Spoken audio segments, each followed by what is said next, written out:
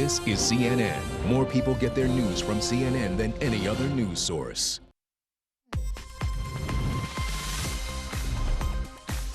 Hello and welcome to First Move. I'm Julia Chatterley in New York.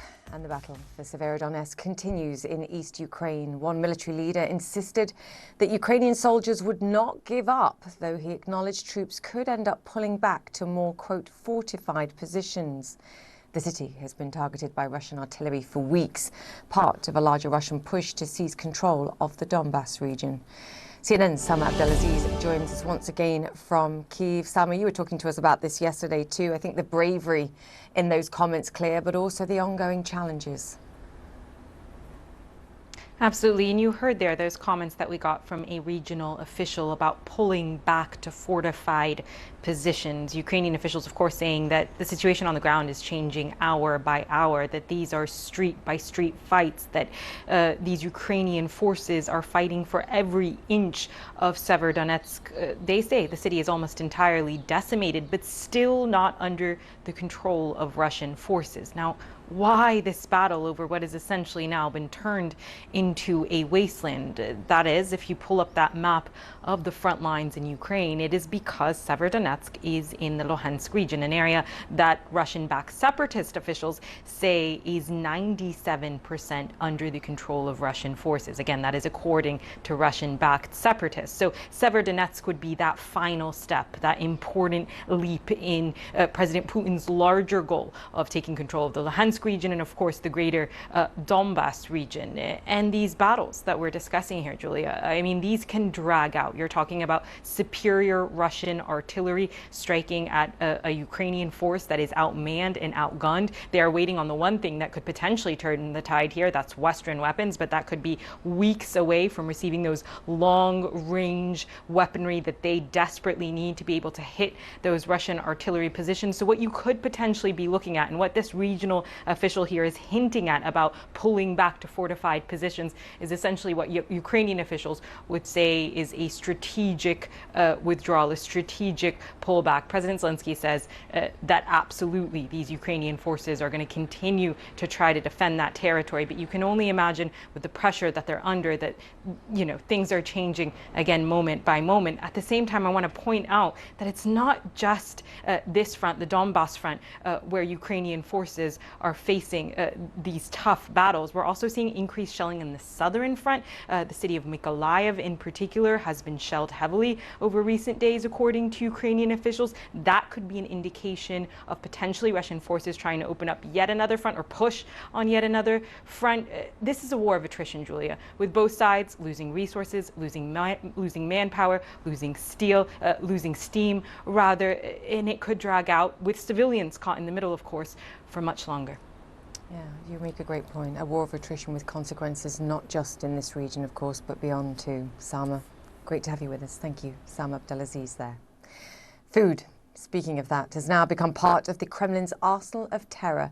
Forceful words from EU Commission Chief Ursula von der Leyen, stressing the need to unblock Ukrainian ports and restore global grain exports. Food corridors at the core of discussions in Turkey, where the nation's foreign minister is meeting with his Russian counterpart, Sergei Lavrov. Jumana Karachi is in Ankara for us.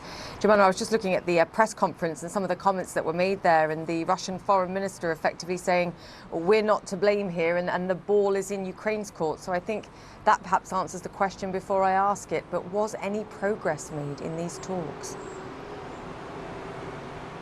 No real progress, Julia. I mean, there was really no expectation of any sort of a final deal to come out of this, especially when you consider that the Ukrainians were not part of these talks today. The expectation was that this is really going to lay the groundwork for further negotiations, further talks to try and work to establish this ambitious plan of a sea corridor through the Black Sea to resume exports of Ukrainian agricultural products and grains. And what we've heard from the Turkish foreign minister is that they're hoping in the coming days to try and bring together the Ukrainians, the Russians, along with Turkey, to look at a possible UN plan to try and create this grain corridor. Now, these talks, Julia, are expected to be very complicated, really technical. They're going to be looking at how they're going to establish this sea corridor, what it's going to look like, who is going to be responsible for the naval escort for these ships coming in and out, the naval inspections of these ships. But perhaps the biggest obstacle, and we heard that again today come up in the press conference, is the issue of the mines in the Black Sea around the Ukrainian ports. As you mentioned there, the Russian foreign minister blaming Ukraine for this, saying that once they remove these mines, that exports will resume. And of course, we know that not only Ukraine, but the United States, the EU and others have blamed Russia for the blockade of Ukrainian ports. So this is one issue they have to really deal with. And another major issue to tackle, Julia, is what the Ukrainians want. And they really want security guarantees, saying that, their concern is that Russia would use this to try and attack their southern coast and their ports. Then also another issue, of course, is what the Russians want in return, and indications are they want some sort of sanctions relief, which, as you would expect, is going to be highly unlikely, considering that Western nations just slapped those sanctions on Russia. So really not much progress made today, but the Turkish foreign minister making clear that his country is going to continue working in this facilitator, mediator role to try and combat what he described as a true global crisis right now. Yeah, I mean, the World Food Programme chief told us this was a declaration of war on food security, this ongoing blocking of the ports, and the world, the international community needs to come together to address this. Yes, seems like little progress there. We can hope. That's all we have at this moment. Jemana, great to have you with us. Thank you from Ankara there. And the issue of global food supplies was part of my conversation with the Secretary General of the OECD. Hear about the challenges that lie ahead in around 20 minutes' time with that conversation. To Berlin now. One person has died, several others were hurt after a car drove into a crowd in a busy shopping area. It happened near the site of the Christmas market terror attack 6 years ago. Fred Pleitgen joins us now. Fred, what more do we know about what happened here, who the individual was that was driving this, and perhaps if it was an accident or otherwise? Many questions. Yeah, a lot of questions, and whether or not it was an accident or something else is certainly something that the authorities say they simply don't know at this point in time. They're still trying to discern that. However, they are saying more about the alleged driver of this vehicle. They say it's a 29-year-old Armenian-German man who is actually a resident in Berlin. It was quite interesting because we saw that car there that you see right there that then in the end ran into a perfume store. Really, as you put it correctly, very close to where that Christmas market attack happened in 2016 and Christmas of that year. And you can tell that car has a Berlin registered license plate, and apparently the driver is someone who is resident in Berlin. But again, the authorities at this point in time say they simply don't know what exactly was behind what happened there, whether or not it was an accident or whether or not there's some other sort of motivation behind it. But they do know that there was a lot of carnage, and that certainly is something that is extremely scary for folks there in Berlin. That area, they say this accident happened, or this incident happened at around 10:30 local time. And the shops there, this is one of the most popular shopping districts in all of Berlin. The shops there open around 10 a.m. So it'd be shortly after shops open. There would have been a lot of people out. We're coming right out of a longer weekend in Berlin with some public holidays that were going on. And apparently the car ran into a group of people, then actually went back onto the road, then went back on the sidewalk and ran into that perfume store that we saw earlier, that video of that car in there. And that's obviously where a lot of those people were injured. Now, the police came out just a couple of minutes ago. This is something that we have fresh for you. And apparently the amount of injured who have life-threatening injuries has now been raised to 6 from 5. One person is dead, but again, right now the police still trying to come to terms as to what exactly the motivation was. As you can see there on our video, a lot of authorities are on the scene, a lot of police, a lot of first responders. There was an emergency helicopter that was on the scene as well, as the authorities right now siphoning through everything. But they do believe that they have the driver in custody. Earlier reports were that apparently he was apprehended actually by pedestrians who were standing by and then handed over to authorities. Julia. Yeah, and I know the authorities have requested passers-by, if they have video or further information, to get in touch too. So if anybody's watching and does, then they should do that. Fred, thank you for that update there, and we wish all those people well. Okay, let me bring you up to speed now with some of the other stories making headlines around the world.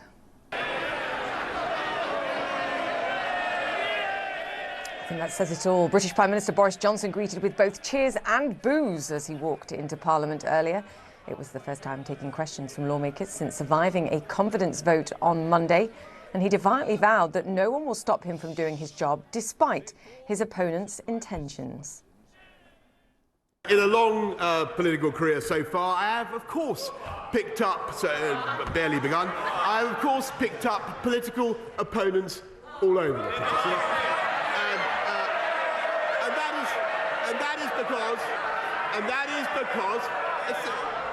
And that is because this government has done some very big and very remarkable things which they did not necessarily approve of. US senators say they're starting to narrow their differences on gun violence legislation. They're considering small changes to current laws, including strengthening school security and further funding mental health care. The White House says it is optimistic about the talks. It held a news conference on gun control with actor Matthew McConaughey, a native of a town that suffered a recent mass shooting. Can both sides rise above? Can both sides see beyond the political problem at hand and admit that we have a life preservation problem on our hands? And President Biden's heading west today to host leaders from across the Western Hemisphere at the Summit of the Americas in Los Angeles. The attention, though, now on a growing list of leaders who've chosen not to attend rather than those who weren't invited, as Caitlin Collins reports. A presidential summit off to a rocky start before it's even underway. The president is looking forward to leaving tomorrow to head to the summit. President Biden set to host the Summit of the Americas in Los Angeles and convene the leaders of North, Central, and South America, but several have declined his invitation. There cannot be a Summit of the Americas if all the American continent countries do not participate. Mexican President Andrés Manuel López Obrador says he's boycotting after his authoritarian counterparts in Cuba, Nicaragua, and Venezuela weren't invited. I believe in the need to change the policy that has been in place for centuries. Exclusion, the desire to dominate. Now, the summit that's supposed to focus on tackling immigration and reestablishing U.S. leadership is becoming more about the guest list as the White House defends its invitations. While the interim government was not invited to participate in the main summit, they are welcome to participate in all three stakeholder forums. White House aides also pressed to explain where Biden draws the line, as he refuses to extend invitations to those dictators while also planning a trip to oil-rich Saudi Arabia, which he once vowed to make a pariah for the murder of journalist Jamal Khashoggi. Does he still seek to make Saudi Arabia a pariah state? As president, he believes that if there is any way to get peace, he feels like he should take that direction. The president considers Saudi Arabia an important partner on a host of regional and global strategies. Democratic lawmakers arguing that Biden's hand was forced by Russia's invasion of Ukraine. The Saudis are the sole country that has a significant amount of quickly, readily deliverable oil and gas that can help address this. This is the sort of compromise that makes politics painful. In the end, when it comes to the Summit of the Americas, the White House says 23 heads of state will be attending, with several other nations sending deputies in their place. One leader that the president will be coming face-to-face with for the first time is the president of Brazil. They will be meeting during the summit while the president is in Los Angeles. Caitlin Collins, CNN, the White House. Okay, coming up on First Move, the Ukrainian war, China's COVID lockdowns and rising pricing pressures all weighing on the global economy. The head of the OECD gives his assessment next. Plus, I'm a consumer, get me out of here. The CEO of Hyatt discusses the recent travel explosion and what may still be holding us back. Next. Almost all carbon emissions come from industries that shape our world. But at Standard Chartered, we believe progress doesn't have to cost our planet. That's why we're mobilizing $300 billion to help our clients change the way they operate, accelerating the transition to a net zero world. Because where others see problems, we see potential. We're Standard Chartered, and we're here for good.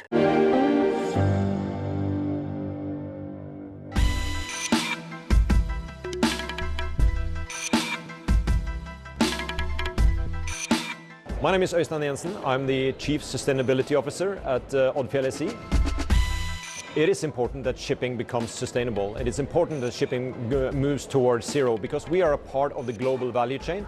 We represent 2.8% of the total emission, and that emissions will still grow as the shipping industry will grow because the global demand for transportation is growing. And so the only solution is actually to go zero.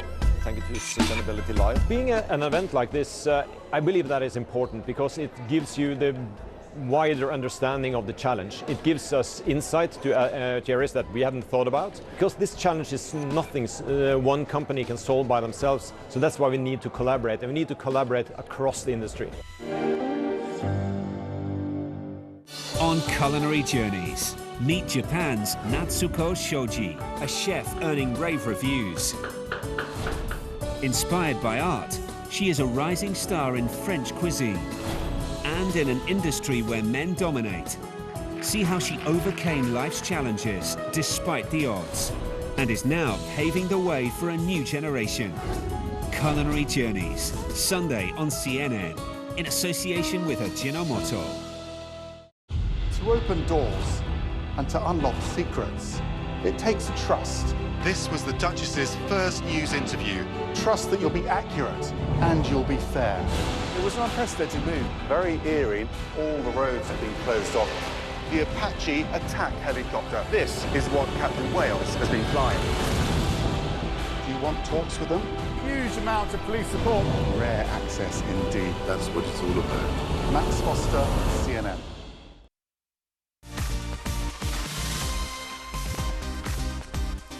Welcome back to First Move. A weaker Wednesday on tap for US stocks, so admittedly anything's possible as Tuesday's late morning bounce proves we ended up higher, in fact, in yesterday's session. Europe, as you can see, turning lower too.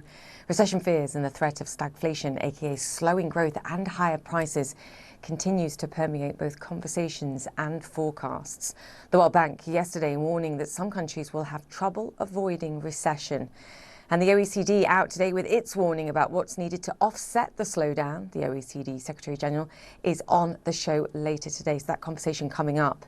Meanwhile, concerns about the recession risk in the United States also heightened by the Atlanta Federal Reserve. Their latest snapshot shows the economy weakening even over just the past few weeks and is now growing by less than 1%. And of course, that follows a negative GDP read for the first quarter.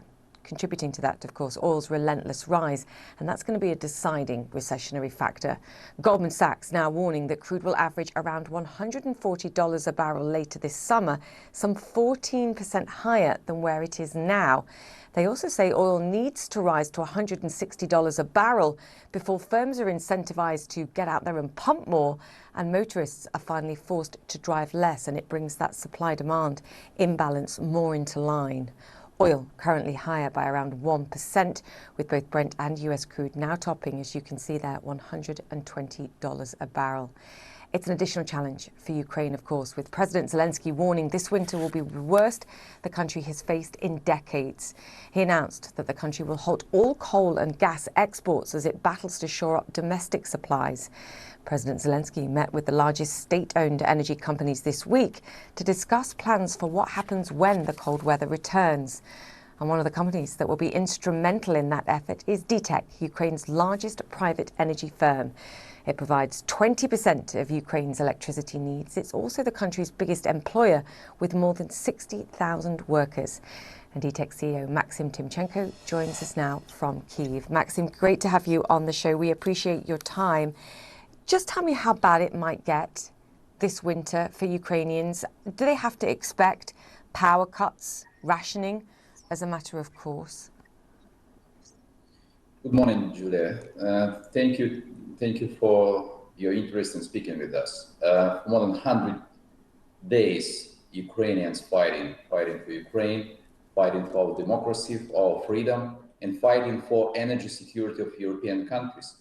So we already demonstrated that in such a difficult situation, we maintain stability of our energy system, and also we connected to European energy system. Moreover, we offering export of electricity from Ukraine to support our neighbors. So for the next winter season, it won't be easy, but we demonstrated so high level of unity. Ukrainian people, Ukrainian business, everybody involved in energy security of our country. So today, our company is a major coal producer in the country, and we managed to produce as much coal as it was before the war, and the same story with the gas production. So today we had all these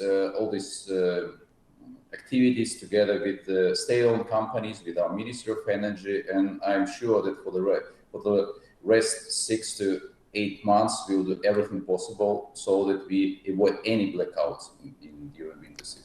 I mean, that's an incredible feat, given what the country's going through. For consumers, at the same time, the president said, look, gas and electricity prices won't change. I know you as a company as well have been providing free electricity to critical infrastructure like law enforcement, hospitals, and military facilities. How much of the energy that you're providing is actually being paid for? Can you afford this? We have quite difficult situation in the beginning of the war, when collection rate was about 30%. Today it's improving, and we collect about 85% for electricity and gas supply.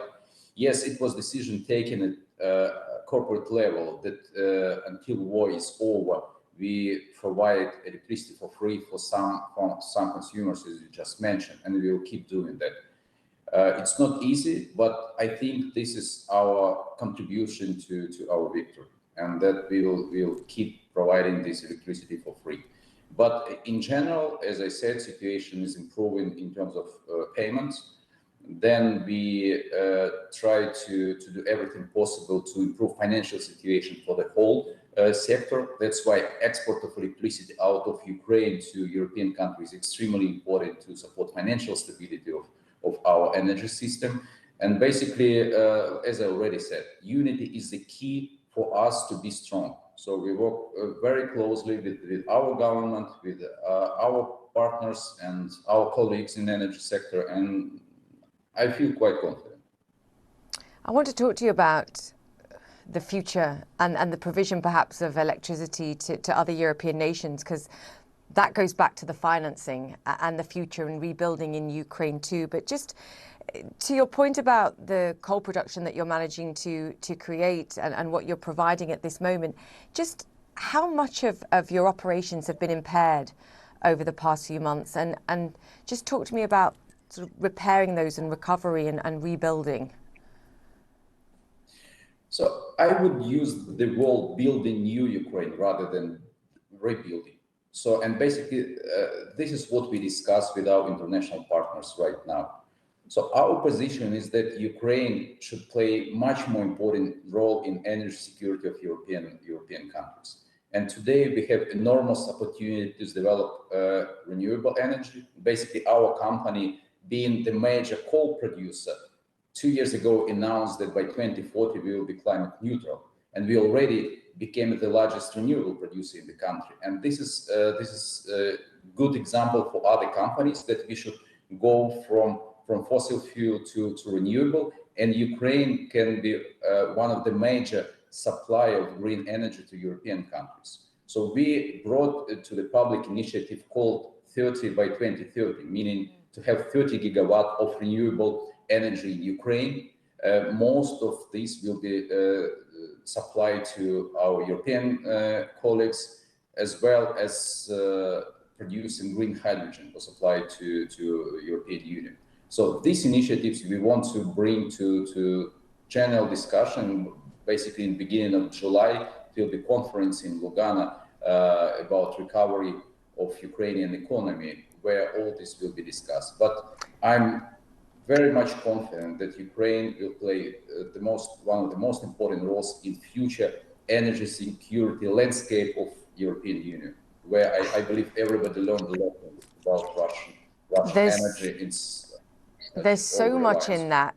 There's the diversification away from Russian energy angle. There's the transition perhaps to cleaner energy. There's the ability for Ukraine one day perhaps to provide electricity and energy to other EU nations, as we've mentioned. You know, I've spoken to private investors who are looking at Ukraine and saying, one, that they want to help, but also that there's a business opportunity perhaps too, whether it's not rebuilding, building future infrastructure, electricity grids, whatever it is. Would you welcome foreign competition, support, but also competition to ensure that you have the most efficient infrastructure, energy infrastructure in the country in the future?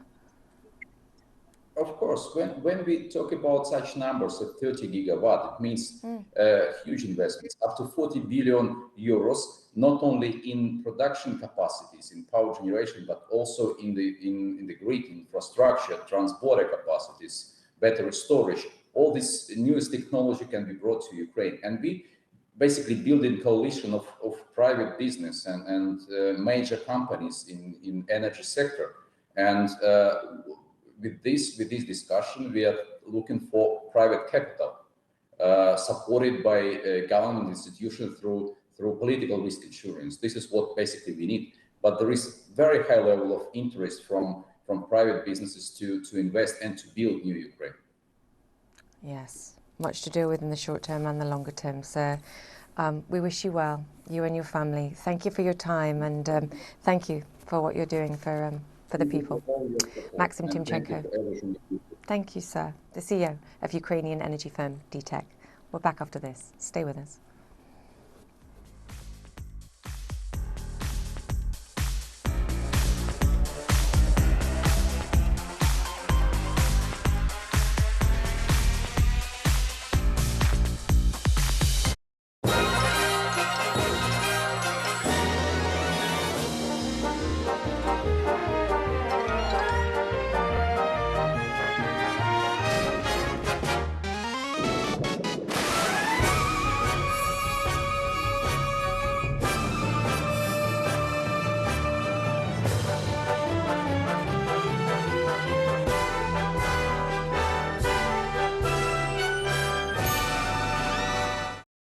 We're here at the home of one of the FSB team. Was it your team that poisoned Navalny?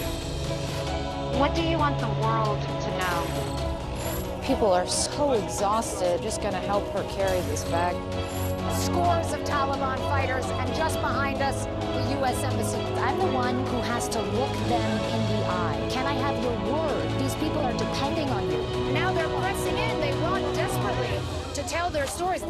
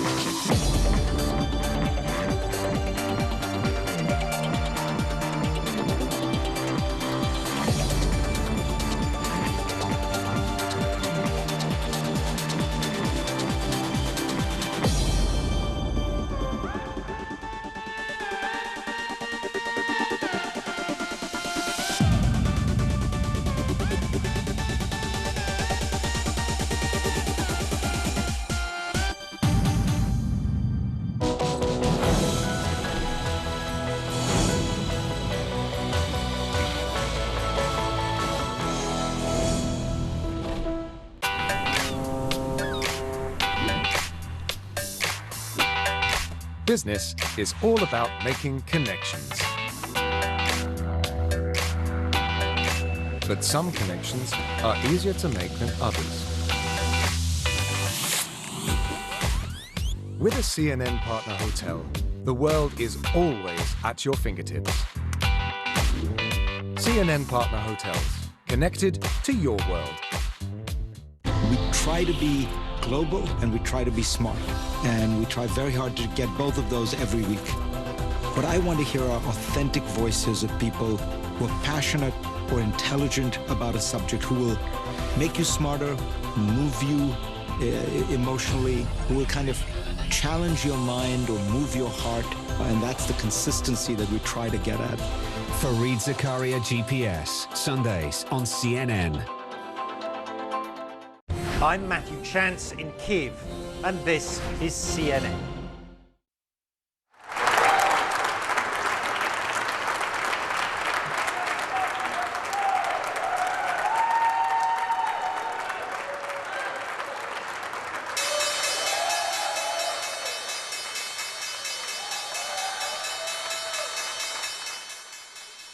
smiling faces there at the New York Stock Exchange. Welcome back to First Move. Markets are open on Wall Street this Wednesday, and we are seeing a bit of a pullback as expected. As you can see there, 0.25% for the Dow after a come-from-behind rally Tuesday. Investors concerned, of course, amid new warnings on the health of the global economy. The latest cautious comments coming from the OECD today. More on that in just a moment. In the meantime, India's central bank today raising a key interest rate by 0.5 percentage point as it battles the higher inflation, pressuring global consumers. Though a positive session more broadly across the Asia session, the Nikkei rallying 1% on news that the Japanese economy did not contract as much as first thought in the first quarter. The Hang Seng up more than 2%, beaten down Chinese tech stocks, the big winners once again, on signs that China is easing its regulatory crackdown on those big tech names. Alibaba today soaring more than 10%. And a charged up session for Chinese vehicle conglomerate BYD too. Shares higher after a company executive said the firm will supply batteries to Tesla soon, saying, quote, "We are now good friends with Elon Musk." BYD also has a friend in Warren Buffett, who is a backer. Firms involved in anything electric, of course, receiving increased investor interest amid oil's relentless rise, which is helping fuel global inflation. And the world is paying the price for Russia's war in Ukraine. That's the message from the Organization for Economic Cooperation and Development as they sharply downgrade its global growth forecasts for the year. It now expects growth of just 3%, down from the 4.5% it made in its December forecast. The OECD's Secretary General Matthias Cormann says Russia's war will continue to push inflation higher and challenge global food supply. Listen in. Well, Russia's war of aggression is certainly imposing a very heavy price on the global economy. I mean, earlier this year, the economy was recovering. Earlier this year, economic growth was returning to normal. I mean, the recovery from COVID had been relatively strong and rapid. Yes, it was uneven, and there were also still some downside risks remaining with the pandemic. But the Russian war of aggression against Ukraine is causing a significant supply shock. It is having a significant negative effect on growth, and it is pushing up inflation higher and for longer. On the forefront of the war in Ukraine, of course, beyond what Ukraine's suffering itself, those most leveraged to Russian oil. And we've seen astronomical price rises around the world, but you particularly pinpoint the challenges that Europe's facing too as they struggle to diversify away. You've even warned about possible energy shortages too. It's clearly a problem for Europe. How high is recession risk in your mind there? And the risk is that weakening growth in Europe obviously poses a huge problem for the rest of the world too. Well, we're not projecting a recession. We are projecting a significant downward revision to growth, including in Europe. Indeed, the cost of the oil embargo on its own reduces economic growth by about 0.5% in 2023, and indeed pushes up inflation in itself. But that is assuming that there is no supply response from other oil-producing countries. I mean, OPEC countries and others could substitute the supply of Russian oil if they so chose, and certainly, I mean, we would very much urge them to do so. And there's no ballast. I think that's part of the challenge here, because you've got huge nations like China struggling with zero COVID policies and slowing growth there too. Talk to me about your forecast for China specifically in that region. Well, I mean, China's zero COVID policies certainly have come at a cost, and they've increased the level of volatility and led to a reduction in economic activity in China. And because China is such an important part of global value chains, I mean, that has had flow-on implications for the global economy. I mean, what we do hope is that with the emergence of an indigenous RNA vaccine in China, that the level of vaccination coverage and treatment options, as a result of COVID will help to improve the outlook there. And that, of course, would be good for people in China, but it'll also be good for the global economic outlook. I mean, the hope for the global economy too, it seems, when you're talking about slowing growth and the challenges in Europe, the slowing growth and COVID challenges in China, the hope is that the United States can remain relatively strong and provide some support. At the same time, you're also saying, look, central banks that have the capacity to respond, particularly when higher prices are caused by overbuoyant demand, and you pinpoint the United States, the central banks have to act. How worried are you that the United States struggles to find that balance? Well, in the United States, I mean, the Federal Reserve has been acting, and I mean, they've been making their intentions very clear. There certainly was a need to, obviously increase the official cash rate in order to deal with the inflation challenge there. But of course, I mean, the inflation challenge is now very much global. I mean, this time last year, the inflation story was different in different parts of the world. There were different drivers of inflation in different parts of the world. But now with the war, Russia's war of aggression in Ukraine, inflation is becoming more widespread, and core inflation is now increasing everywhere. And central banks around the world certainly will need to take the appropriate steps, and indeed they are. When we're talking about energy prices in particular, I know one of the policy prescriptions that you've suggested is a windfall tax on some of the energy companies, like the United Kingdom has done. I spoke to the head of the American Petroleum Institute, the oil and gas sector representative, this week, and he said it's terrible economics, a terrible idea. It was tried in the United States in the 1970s, and actually prices went up and consumers therefore paid the price. Production went down. What do you make of that response?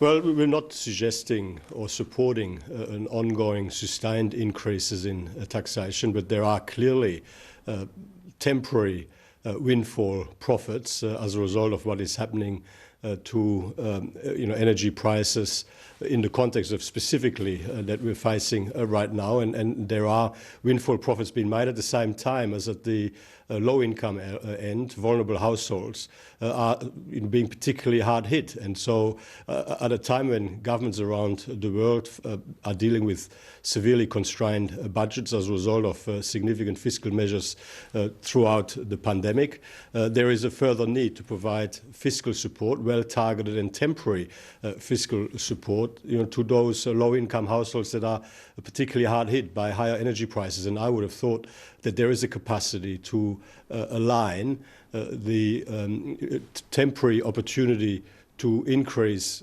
revenue with the temporary exposure to higher expenditures. And so, given the constraints that governments around the world face in terms of their budgets and their balance sheets, and I would have thought that is something that governments quite appropriately should consider. So the message to the governments is don't get bullied by the oil and gas sector, and the messages to the big players in the oil and gas sector are don't be greedy. Well, assess the circumstance that we're facing. I mean, there are windfall profits that are caused by temporary circumstance. There is a temporary challenge at the low-income end that requires a fiscal response. There's a capacity to align the two. I would agree with you. The knock-on effects of this are vast, and it's not just about energy prices, it's also about food prices, which combined have the most dramatic effect on those least able to afford it and those that spend the greatest proportion of their household income on these items. What your report also shows is that export barriers, restrictions are rising, and we've seen in the past that these things make it worse, far worse perhaps than it might have been. Well, this is a very important point. I mean, the first point that I would like to make here is that in 2021-22, so that is in the period from May last year to June this year, the level of wheat production globally has actually increased. So there's not actually any objective reason for prices to rise the way they have. But of course, there has been significant changes in the composition of exports with some large export countries like Ukraine facing constraints in terms of their capacity to export. So there's a change in the composition of trade, but overall across the world, production volumes of wheat are actually higher. So what we really need to ensure is that markets remain open and that to the extent that there are supply barriers, logistical barriers, we remove them. I mean, we need to ensure that products can get efficiently to the places where they're required. And when countries impose export restrictions, I mean, what that really does is, one, it reduces the incentive for their local farmers to produce more, as they can't sell it at the best possible price into the global market, and that sort of further constrains global supply. But even more so, it makes the problem in the rest of the world even worse, because the supply pressure there becomes higher and prices will increase by more. So export restrictions are the worst possible response to this challenge. Countries around the world really need to stick together and work to keep global markets open. Yeah, we have to avoid this, to your point, and we've done this in the past, and we should know better, as hard as it is. The World Bank this week said, as a result of what we're seeing, and it goes back to everything we've discussed, for many countries, recession will be hard to avoid. Would you agree with that statement? Well, we are not forecasting recession over the forecast period for 2022-23 as our central scenario, but we do readily concede that there are significant downside risks, and obviously the risks are very much tilted to the downside. But from where we sit now, we are projecting global growth of 3% this year, which is 1.5% less than what we predicted about 6 months ago, and we're predicting global growth of 2.8% next year. Most countries around the world have just come out of 4 quarters of strong growth all throughout 2021. I mean, the recovery from COVID was stronger and faster than had been anticipated when the pandemic first hit. And yes, inflation is elevated across most parts of the world, but we do expect those inflationary pressures to start easing as commodity and supply pressures ease, and indeed as monetary policy measures start to take effect. A lighter tone there than the World Bank, I think, this week, which was interesting. There's more First Move after the break. Stay with CNN.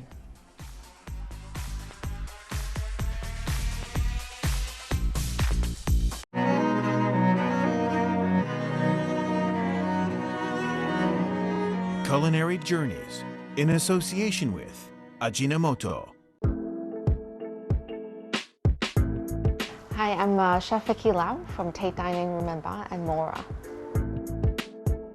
It's always been a goal of ours to receive a 2 Michelin star, because I believe a restaurant needs to have something to look forward to, actually, to improve every day, because for us, every day is like a performance.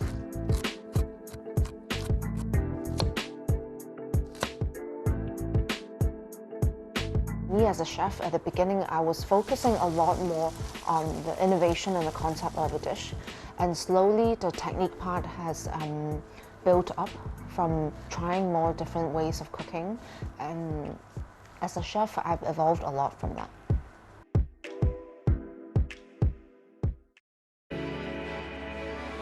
The pandemic reminded us of how important diet is to health. That's why the Ajinomoto Group is committed to solving health issues around the world at the dinner table. A real solution means never settling for less. ถึงแม้ว่าจะต้องลดความเค็มในอาหารลงแต่เราก็ต้องไม่ละทิ้งความอร่อยเราต้องการให้ทุกท่านได้เพลิดเพลินกับรสชาติความอร่อยของอาหารไปพร้อมกับสุขภาพที่ดี A saúde é importante, mas queremos considerar também o legado do sabor regional. Como podemos melhorar o balanço nutricional, mantendo o respeito à cultura gastronômica? Esse é o nosso desafio. Tempat yang jauh pun bukan masalah. Kami selalu bisa menyediakannya. Kami terus mengupayakan dunia di mana siapapun bisa mengakses makanan bergizi dimanapun mereka berada. We're here to provide nutritious meals to the entire world without compromising on taste, local ways of life, or accessibility, because that is nutrition without compromise. Eat well, live well.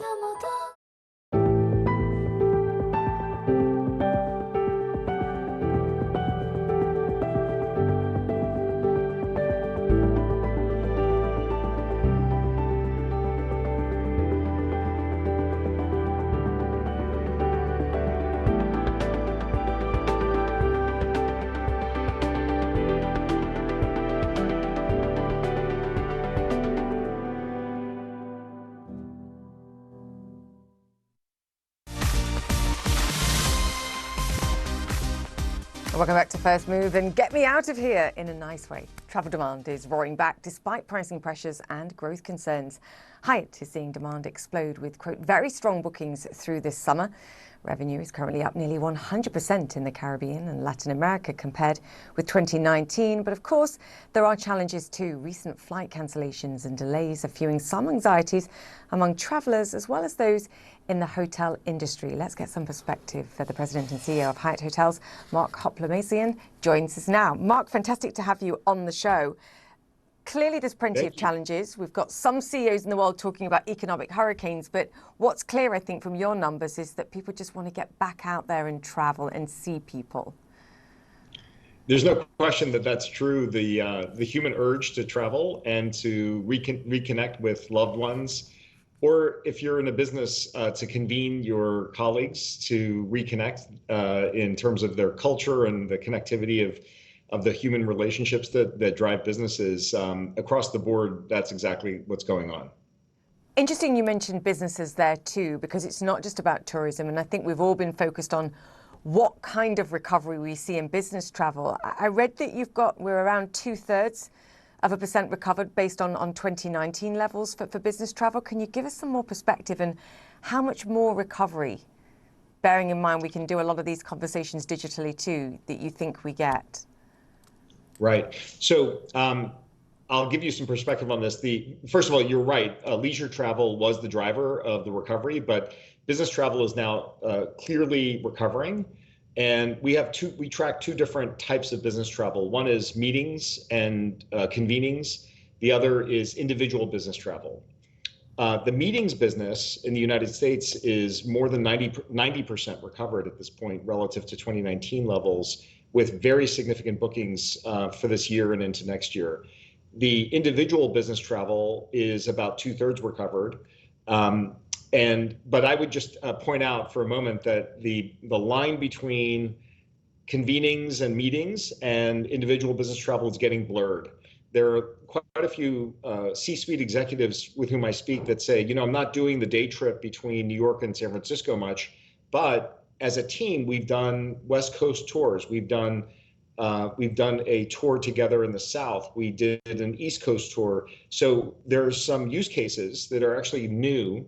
And the reason they're doing it is that way is because they're able to really focus in given markets with given customers. So I think the being able to track these two distinctly and comparing them to 2019 is going to be a little challenging, but that's about where the recoveries are in those two respective areas.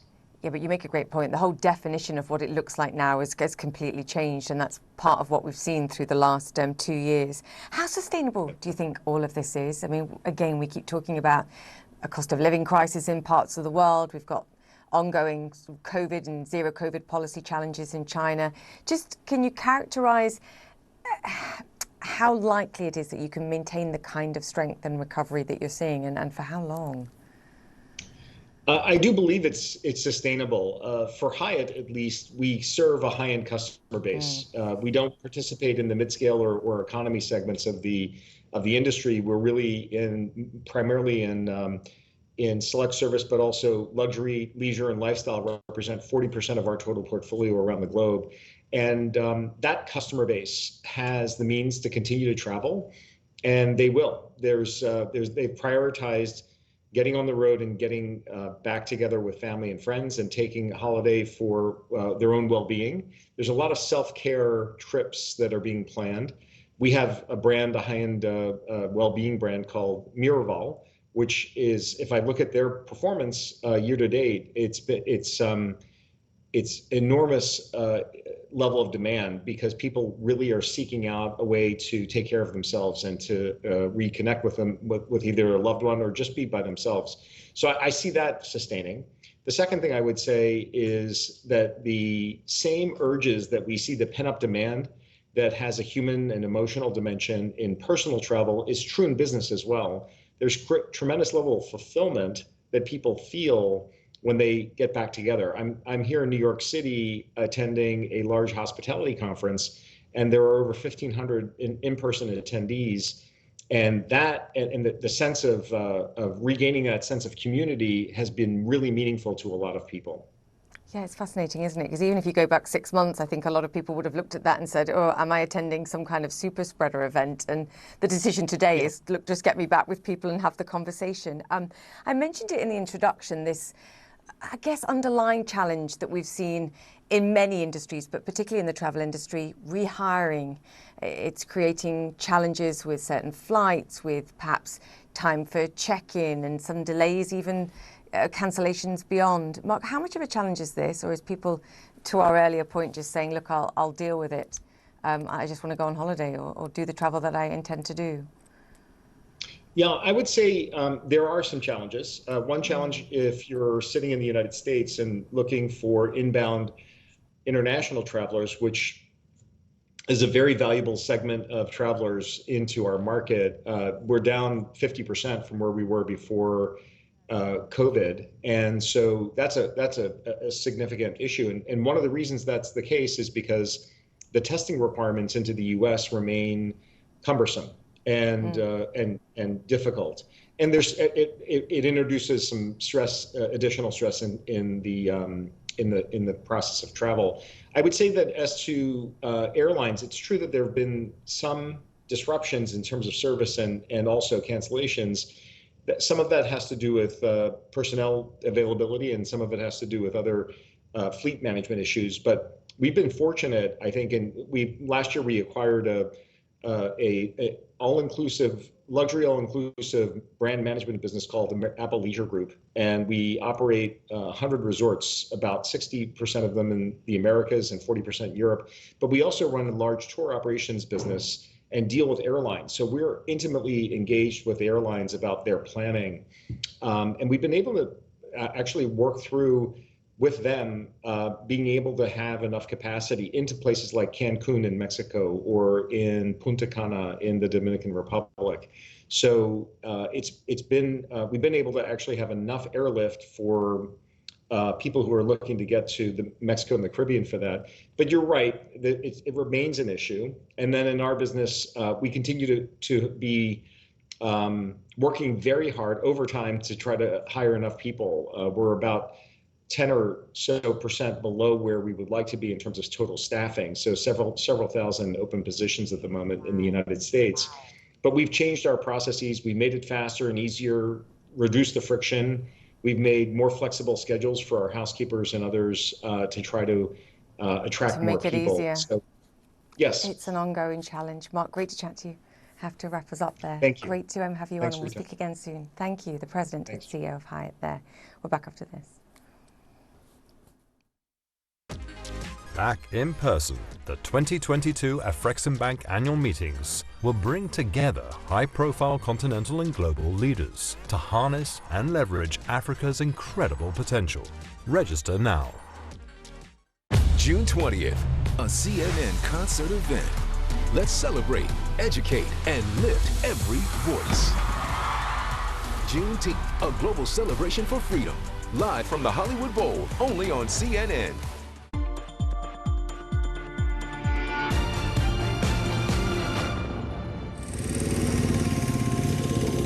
When you're on a motorcycle, you're experiencing the world in such a different way. When you hit the open road and there's nothing but kind of the sunset that you're chasing, it really does give you a sense of what it means to be alive. My name is Lauren Trantham, and I'm the founder and executive director of Ride My Road. Ride My Road is a fundraising organization. We primarily operate within the motorcycle community to raise funds and awareness around the topics of human trafficking in the United States.